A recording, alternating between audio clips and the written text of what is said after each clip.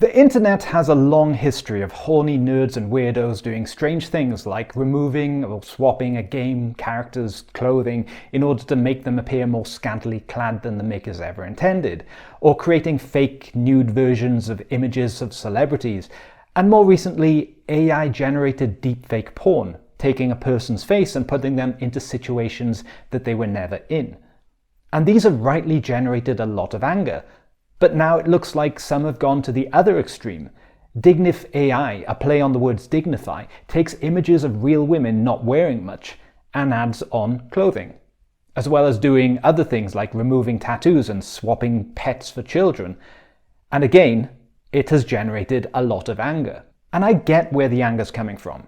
It can feel like you're taking away someone's agency and misrepresenting them by presenting their image in a way that is not in the way that they've chose for themselves.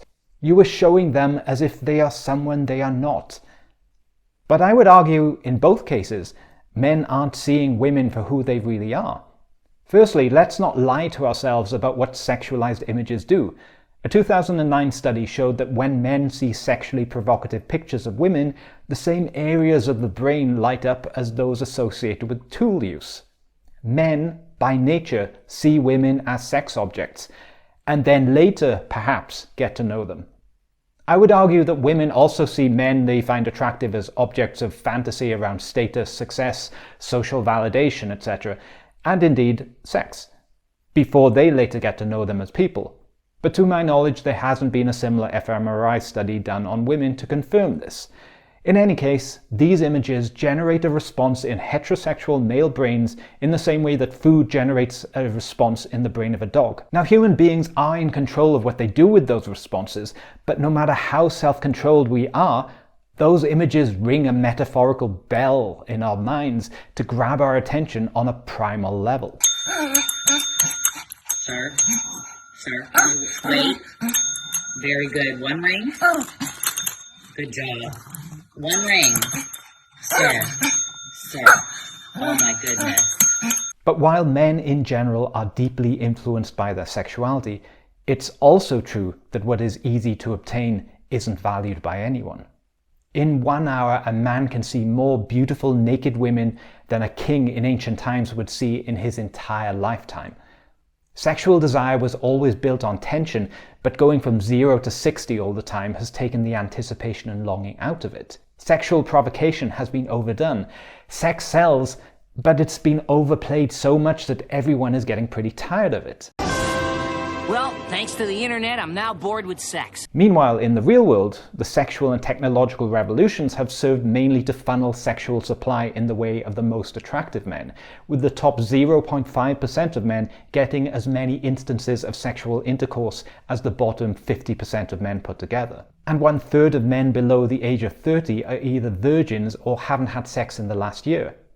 This has led to vast numbers of men doing things out of desperation, like paying for OnlyFans, or even having AI girlfriends, just so that they can experience what it might be like for a woman to at least pretend to be romantically interested in them.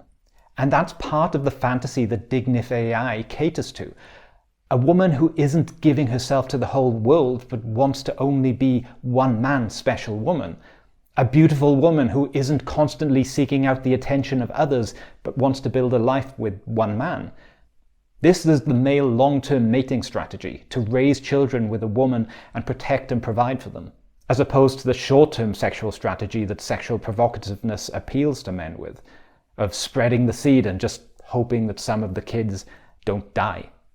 Now, I don't think that every creator and user of dignifAI should be credited with noble intentions. There was a whole bunch of weird and racist stuff that came out alongside the modesty maximizing. But it is interesting how many men resonated with it. One common video meme these days is of taking a homeless man and giving him a haircut and putting him in nice clothes, and then lots of people comment how great he looks and how great he would look if only he could keep his life together. Those videos show the best version of someone, and a similar sort of thing applies here. While there is valid anger at the removal of autonomy, I can't help but think that some anger is also because of the consideration of what could have been. The ideology that promiscuity and self-sexualization is somehow empowering become something of a road that you cannot turn around on. In the last few days, there was also a viral video of a woman who, in order to get over her ex-boyfriend, had sex with 22 men in 10 days. I left my boyfriend and I've been traveling for 10 days and I've slept with 22 people in that 10 days. My goal was 20 and I just hit 22 this morning. It's 1 p.m. now here in Paris and I need to check out because I'm going home. I really doubt I'm going to get another one on the board, either on the plane or like on my layover. So I think 22 is where we're going to cap it out, but how did I go? Now, that's not really a difficult task for most half-decent looking women. Most single men, and a few who are not, would not turn down the offer of no strings attached sex.